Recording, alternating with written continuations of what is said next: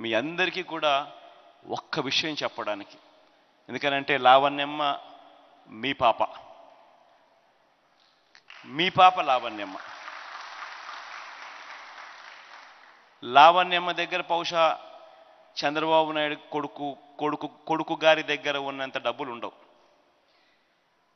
ఆయన ఎన్నికలు వచ్చేసరికి ఓటుకు 4,000 అంటాడు, ఓటుకు 5,000 అంటాడు, ఓటుకు 6,000 అంటాడు. కానీ మీ అందరితో నేను ఒకటే చెప్తా ఉన్నా, డబ్బు ఇస్తే తీసుకోండి, కాదని చెప్పాలని, ఇస్తే తీసుకోండి. కానీ ఓటు వేసేటప్పుడు మాత్రం గుర్తుపెట్టుకోండి, ఎవరికి ఓటు వేస్తే మళ్ళీ జూన్ జూలై మాసంలో అమ్మఒడి ఎవరు వేస్తారు అని మాత్రమే ఓటు వేయండి.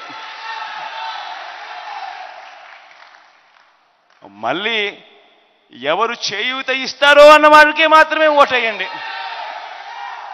మళ్ళీ ఎవరు ప్రతి సంవత్సరం నేతన్న నేస్తం ఇస్తాడు అన్న వారికి మాత్రమే ఓటు వేయండి.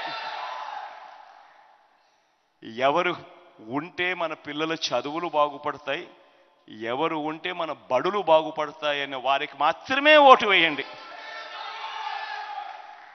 ఎవరు ఉంటే మన హాస్పిటళ్ళు బాగుపడతాయి, ఎవరు ఉంటే ఏ పేదవాడు అప్పుల పాలు కాకుండా వైద్యం అందే పరిస్థితి ఉంటుంది అని తెలిసి ఓటు వేయండి.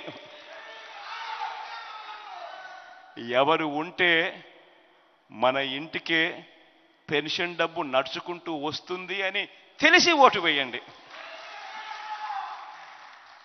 ఎవరు ఉంటే జన్మభూమి కమిటీల మాదిరి లంచాలు అడిగేవారు లేకుండా, ఎవరు ఉంటే నేరుగా లంచాలు వివక్ష లేకుండా నేరుగా అక్క చెల్లెమల ముఖాలలో చిరునవ్వు చూస్తాము అని ఎవరు ఉంటే అనుకుంటారో వాళ్ళకు మాత్రమే ఓటు వేయండి. ఇవి ఖచ్చితంగా గుర్తుపెట్టుకోమని మీ అందరితో కూడా ప్రార్థిస్తూ, ఇక మీరు ఏదైనా చెప్పాలనుకుంటే మైక్ మీకు ఇస్తాను. మీ తరపు నుంచి ఏదైనా మీరు చెప్తే, మీ దగ్గర నుంచి నేను ఏదైనా నోట్ చేసుకోవాల్సిన అంశాలు ఏదైనా ఉంటే అవి కూడా నోట్ చేసుకుంటాను.